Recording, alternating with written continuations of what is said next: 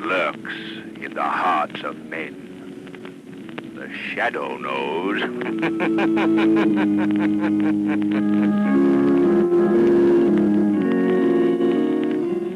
Your local blue coal dealer presents The Shadow.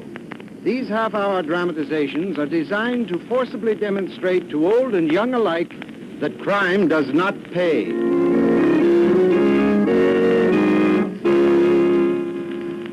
Before The Shadow's adventure begins, here's news that no homeowner can afford to miss.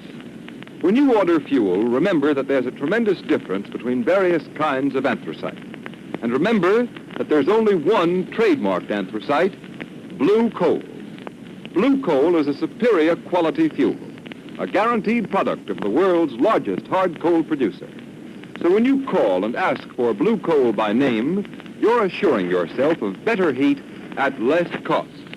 Why not order your supply from your nearest blue coal dealer tomorrow?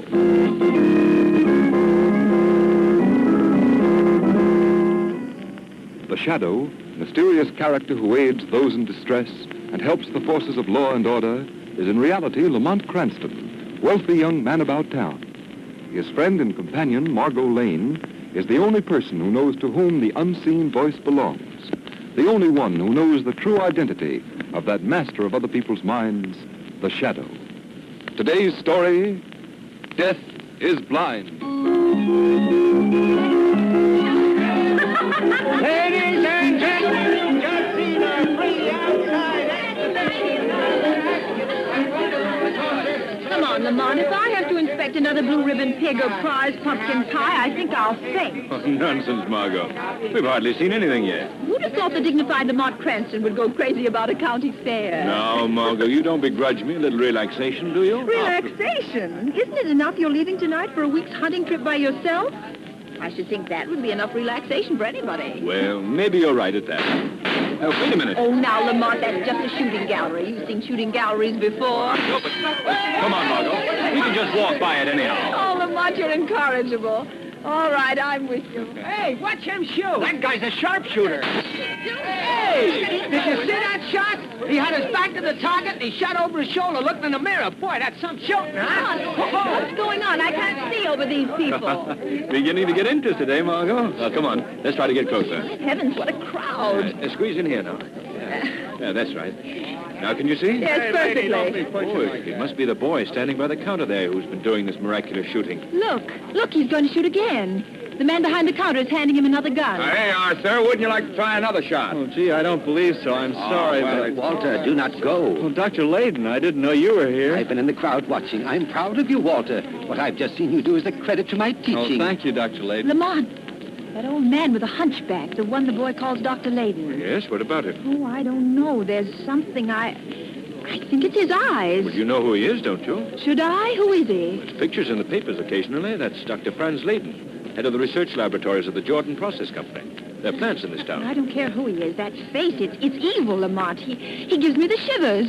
Let's go. No, quiet. I want to hear this. Yes, but Dr. Layden, I ought to go home. You see, my mother didn't... Not yet, Walter. Did I understand you to say, sir, that you're responsible for this boy's remarkable skill with a pistol? Yes, I think I can say I am in a way. He had the natural instincts himself, of course, but I helped him develop them. You see, Walter has not only the perfect eye, but the perfect ear. It is a rare gift. Ear? What's the ear got to do with marksmanship? I will demonstrate.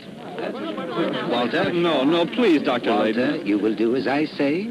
Yes, Dr. Layden. Now, I take this handkerchief, Look, so... Lamont.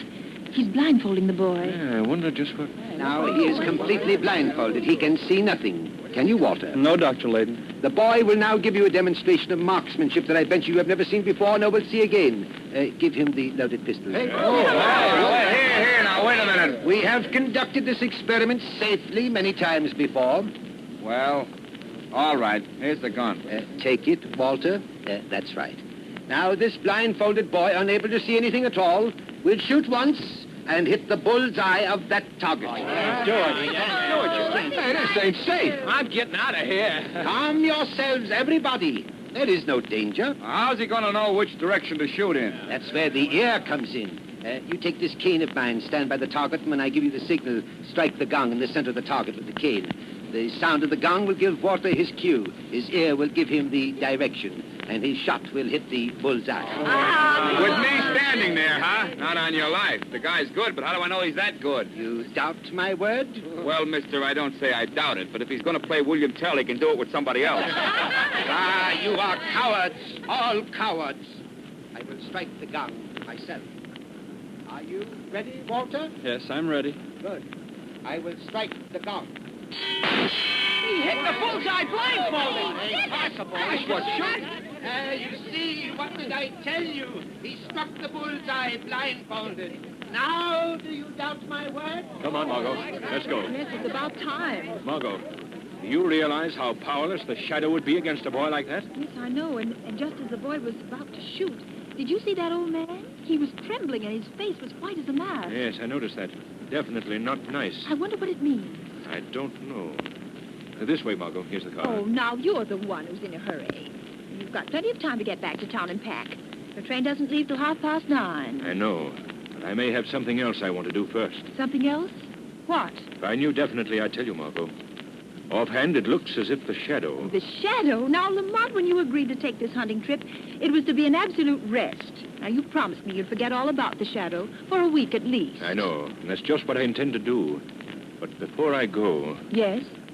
Well, before I go, I think the shadow is going to imitate our young friend Walter back there and take a shot in the dark.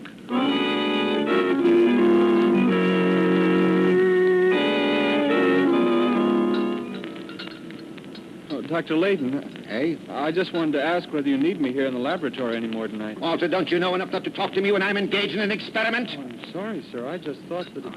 Don't pay any attention to me, my boy. When I'm absorbed in my work, I'm afraid I may be a little irritable. Well, I do my best, sir. Yes, I know, my boy. You're a great help to me, Walter. I picked you especially from over 1,000 applicants to train in research work. I'm sorry, sir, if I interrupted your experiment. That's all right, my boy. The experiment is worthless anyhow.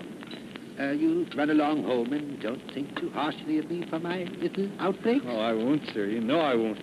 You've been wonderful to me, giving me this opportunity to study under your direction. Gee, I only hope that Now, don't worry, my boy. As I just said, you're invaluable to me. And I think in the future, you're going to be more so. Oh, I appreciate that, sir. Oh, good night, Dr. Layton. Good night, my boy. You know I'd do anything in the world for you and the Jordan Company. For me and the Jordan Company. The Jordan Company, bah! A group of pot-bellied capitalists living off someone else's brains. If it hadn't been for me, there would have been no Jordan process. I made the Jordan Company, and they take it away from me because they have money and I have none. They have the fine homes and the expensive cars, while I'm left to rot in this laboratory where nobody ever comes. Nobody even knows I'm here. But soon my revenge will come, and no one will suspect. Well, what is it? Who laughs? Don't you know me, Dr. Layton? Know you? How should I know you? Who are you? Many people would like to know, Doctor. But for want of a better name, they call me the Shadow. Shadow. What is this childish hocus-pocus? Others have called it childish hocus-pocus in the past, Doctor. They have lived to regret it. Are you trying to threaten me? No, Doctor. Not threaten. Warn is a better word. You're trying to warn me? Warn me against what? I believe you know as well as I do. Oh, you know nothing. You can't. Don't try to bluff me. I don't know what you're talking about. Perhaps not, Doctor. But don't forget, I shall be watching you. You're mad. I shall be watching you. They're after me. Everybody's after me. They're spying on me. Oh, I must hurry, or it will be too late. Who's there? It's me, Dr. Layton. I was just passing the door on my way out, and I thought I heard you say something. Were you calling me? Oh, yes, Walter. Oh, I'm glad you're still here. I'm afraid you won't be able to go home right away after all. Is there something you want me to do? Yes, there's a particular experiment I want to make. I was going to put it off for a few days, but I think I'd better do it tonight before I forget. Wouldn't do to forget, would it, Walter? No, sir. That's right. You're a good boy, Walter. A very good boy. Now, let me see. A little of this powder in the retort. Then a pinch of, like the Bunsen burner, Walter. Yes, sir. There. We're almost ready. We fill the retort with this liquid. Now we put it over the flame.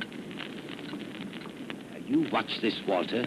When it boils, let me know. I will prepare the other ingredient. Is there anything else I can do to help, Dr. Layton? No, thank you, my boy. Just watch that liquid. I want to know as soon as it boils. Can't afford to let any of it boil away, you know. Yes, sir. I'm watching it. Oh, it's boiling now, sir. Good. Now, the success of this experiment depends on you. Oh, what do you want me to do? I have here a certain powder. I want you to take this powder, and when I give you the word, Yes? drop it into that boiling liquid. Oh, I see, sir. Wait, now, that is not all. As you drop the powder in, I want you to observe closely what changes occur in the liquid. Well, that doesn't sound very difficult. It is sir. more difficult than you think because if my calculations are correct. Those changes will be very minute, hardly visible to the naked eye. My eyes are bad. That's why I want you to watch. Well, I'll watch very carefully, sir. My eyesight's very good. Almost as good as your hearing, eh? Now, when I give you the word, drop the powder. And don't take your eyes off that liquid. Are you ready? Yes, sir, I'm ready. Go ahead, then. And what are you waiting for? Oh, my eyes!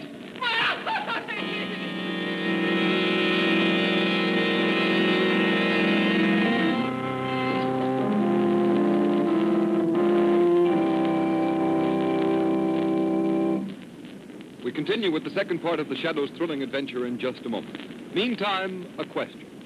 Men, wouldn't you like to end those tiresome trips to the furnace for your wife or other members of the family? Wouldn't you like to know that when you fix the furnace and leave the house in the morning, the fire would burn steadily throughout the day and give more even, more dependable, and more useful heat? If you want that kind of time and trouble-saving performance from your fuel, then insist on blue coal when you order anthracite. Blue coal is different from any other anthracite. It's a medium, free-burning hard coal. That means it will burn steadily and more evenly, right down to a fine, powdery ash. With blue coal, there's far greater all-around economy. There's less heat lost up the chimney, far less wasted unburned coal in your ash bin.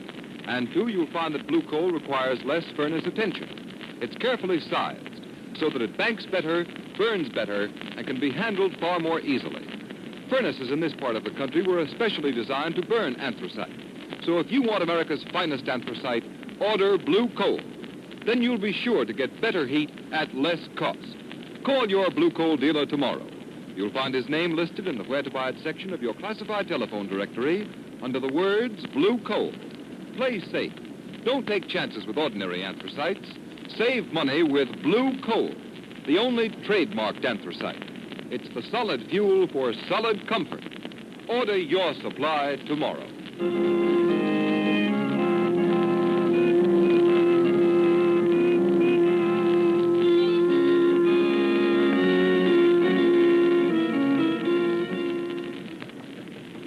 Who is it? It's Gates, Dr. Layton. May I come in? Oh, yes, Gates. Come in. I'm sorry to bother you at home like this, Dr. Layton, but I wanted to see you about that unfortunate boy, Walter Dunn, who was injured in your laboratory several days ago. Well, what about him? Well, as personnel manager of the Jordan Company, I'm especially concerned about the boy. I understand at the hospital that the poor fellow will be totally blind for life. Too bad, but accidents will happen. We're paying all his hospital and doctor's bills, of course, and in addition, the directors had a meeting today, and they thought it was only right for the company to make some provision for the boy's future. And Mr. Gilmore, the president of the company, thought that perhaps you could suggest what's the best thing to do. Oh, Mr. Gilmore thought that, did he? Well, Mr. Gates, I'll tell you what I'd advise the company to do in the case of Walter Dunn. And what's that? Exactly nothing. But, Dr. Layton, surely you would... Suppose I were to tell you that Walter Dunn was a worthless, no-good scoundrel, that I caught him making tracings of various things I was working on here in the laboratory with the intention of selling them to our competitors. Well, you can't be serious. I never was more serious in my life. The boy spied on me. He spied on me, I tell you. Luckily, I discovered him before he could do any great damage. Well, of course, what you told me alters the situation considerably, Dr. Layton. Yes, I thought it might. Well, I hardly think it will be necessary for the company to take any further responsibility for Walter Dunn. I'm sorry to have to bring this up when the boy is in such trouble. But after all, my first loyalty is to the Jordan Company. Eh, Gates? The officers are such a splendid group of men.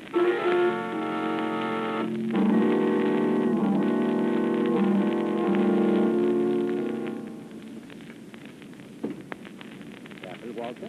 There's the curbstone. Thank you, Dr. Layton. Now that you're blind for life, Walter, you must try to readjust yourself. Blind. I'm blind. Yes, and I'm afraid it's going to be very difficult to get along with your mother to support. I know it. Of course, the company should have made some provision for your future. After all, if they hadn't supplied the laboratory with inferior chemicals, that explosion never would have happened. You told me all that before. I'm repeating it so you know that what you're going to do is best. What I'm going to do is best. Exactly. Remember, I went to Mr. Gilmore, the president, and to the directors myself and pleaded with them. But to no avail. They absolutely refused to help you. They refuse to help me. I'll show them. I'll show them. Don't get excited, Walter. Might spoil your day. Where are they? I'll show them. I wouldn't be surprised if we met Mr. Gilmore coming along here any minute now. He generally walks home from his club this way about this time, and is speaking deserted. I'll show them. Ah, here comes someone now. Ah, it is Mr. Gilmore, Walter, the man who wouldn't help you. Now, I'll just slip behind this tree, and don't forget to put the gun in his hand. Afterwards... I won't forget. Good. Good. Pardon me. Yes, young man? Could you please tell me the time? I'm blind, you see, and... Why, of course. Say, aren't you Walter...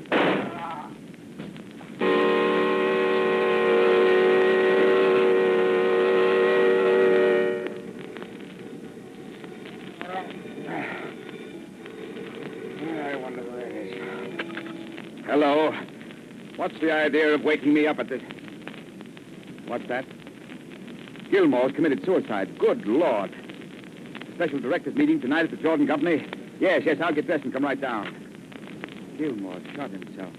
Can't believe it. That. Thought I heard a tap on the window. Imagination, I guess. Oh, Gilmore. Where did I put my shoes? Hold on. I did hear something at the window. Can't see anything, though. Hello? Oh.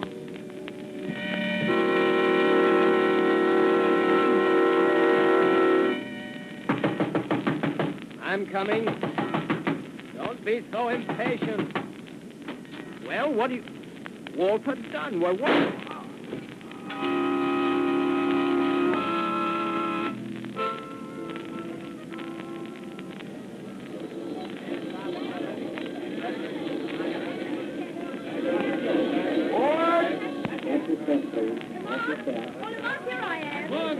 Well, am I glad to see you.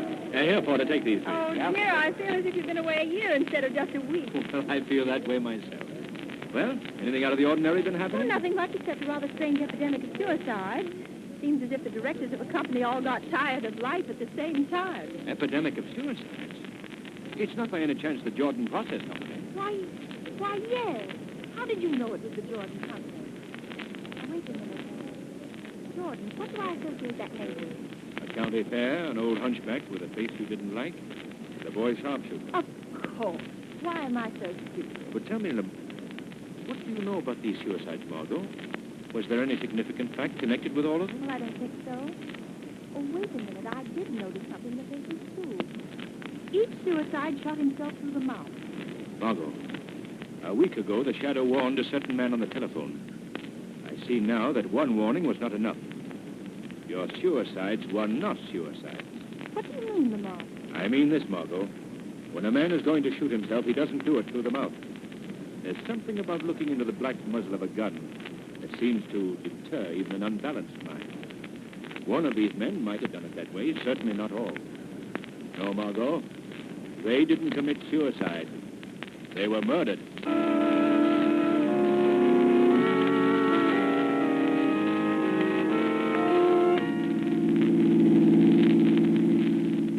Let me see, Margot. 2 on Elm Street. This must be the place. Stop the car. That's right, Margot. Yes. You want to come in? Who are we calling on, Lamont? The blind boy. Yes, I'll come in. Fine, Margot.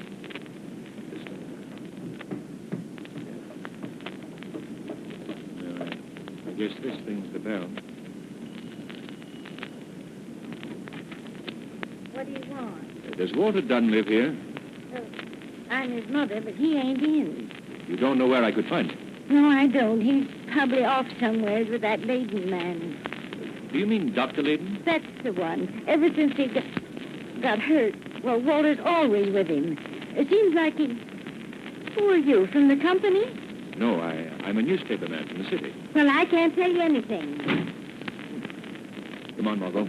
That's all here. Oh, poor thing. She'd been crying, Lamont. Her eyes were all red and swollen. Yes. He's probably suffering as much as Walter.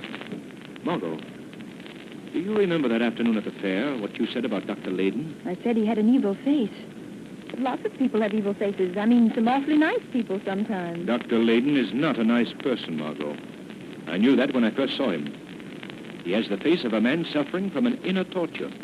A torture so all-consuming that when he's not on guard, it shows through his eyes. Torture and hate. Lamont, you mean you think that Walter Dunn is under the influence of Dr. Layden? Why, that's fantastic. You've no evidence. Haven't I?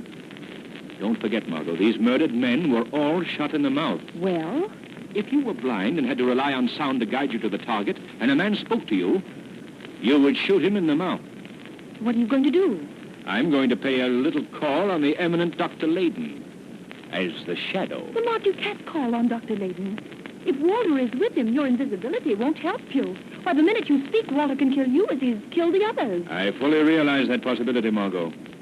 The shadow must take that chance.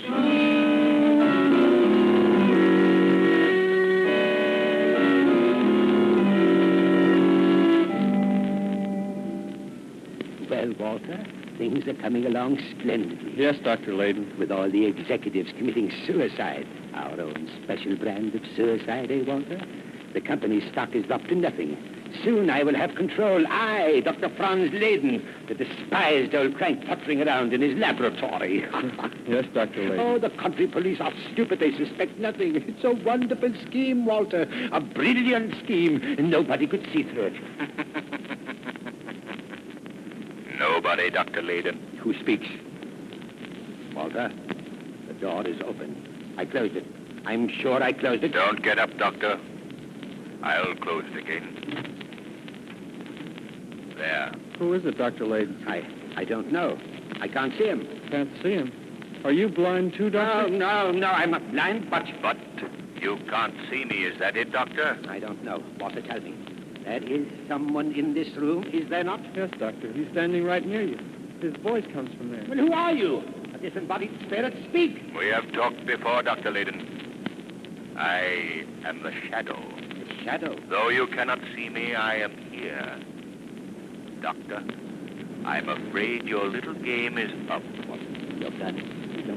See when he speaks again, shoot. Yes, Dr. Layden. Walter, this man, this Dr. Layden... Shot him, Walter.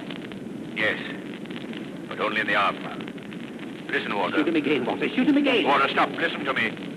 Dr. Layden's made a cat's paw out of you. Shoot again, Walter. Shoot again, you fool. Walter, listen to me. Layden lied when he told you the company wouldn't take care of you.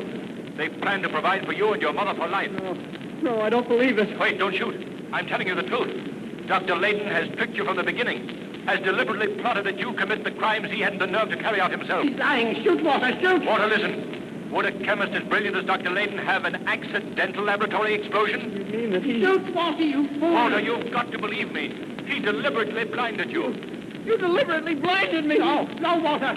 My word of honor. Walter. No. How could I have been so foolish? I believed him and trusted him. I shot you. I'm not badly hurt, Walter. You'd better put that gun down now. What are you going to do?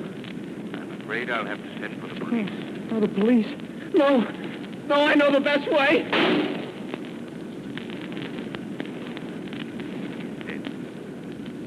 Justice has been triumphant again. It's horrible that a fine young boy like Walter Dunn have to come under the influence of a man like Layton. But the near guilty must suffer with the guilty. Law and order must prevail.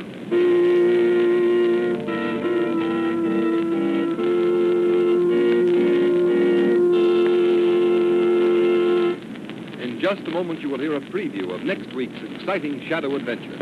First, an important message from your old friend, Blue Coal's heating expert, John Bartlett. Thank you, Ken Roberts, and good evening, friends.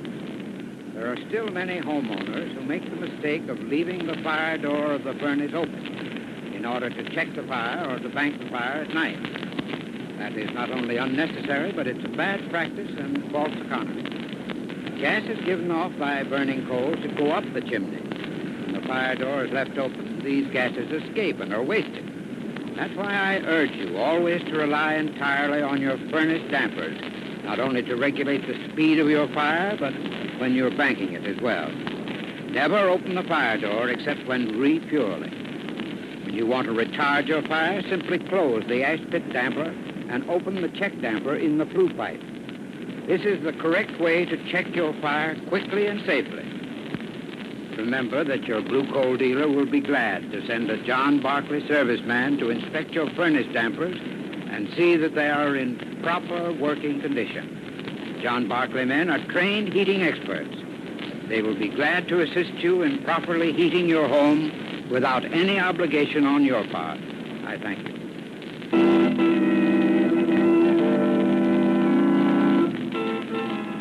Next week's shadow story is one of the most unusual Blue Coal has ever presented. We now give you a scene from this startling dramatization. Dr. Mahler, Lamont, look, Mrs. Cronin's not dead. Not dead. Margot's right, miss. She's not dead. Listen to her. Look at her. Her lips, her cheeks. Her skin was yellow, and now look. The color's coming back into it. Her eyes, they're opening. She seems to be growing younger. Younger. Dr. Mahler, I feel better.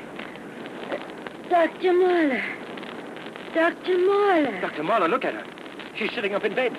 She's alive, healthy. Lamont, it is a miracle. Oh, Dr. Mahler, I feel as if I am. I'm younger. Look at my arms. Oh, they're warm and alive. My cheeks I feel them round and full, like they were years ago. Oh, you've made me young, Dr. Mahler. Young!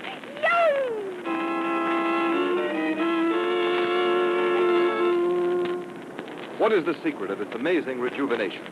Be sure to find out next week in the Shadow's newest adventure, Fountain of Death.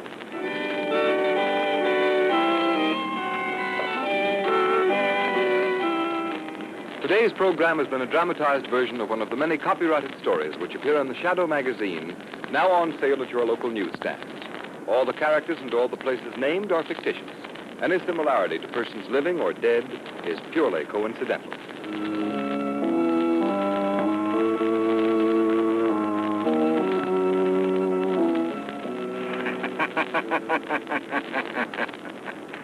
The weed of crime bears bitter fruit.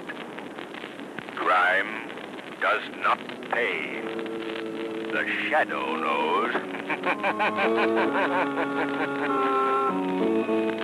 Next week, same time, same station, Blue Coal, America's finest anthracite, will again present The Shadow. Be sure to listen, and be sure to burn Blue Coal, the solid fuel for solid comfort.